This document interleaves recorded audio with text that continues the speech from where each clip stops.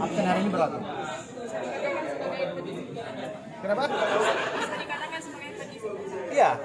Ya disiplin memang harus kita disiplinkan, apalagi saya ketua Mahkamah Kehormatan Dewan yang mendisiplinkan DPR RI. Masa saya nggak bisa mendisiplinkan anggota DPR yang anggota DPR yang dari PAN, bukan dari partai lain ya.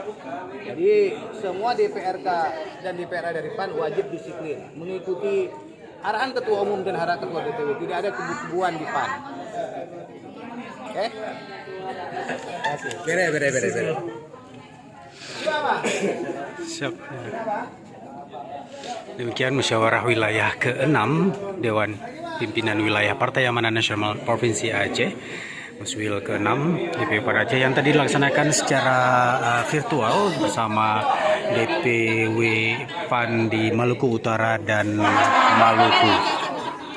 Dan terpilih memimpin PAN Aceh Bapak Nazarudin Degam, anggota DPR RI, yang akan memimpin PAN Aceh ke depan, menggantikan dimisioner Bapak Insinyur Mawardi Ali.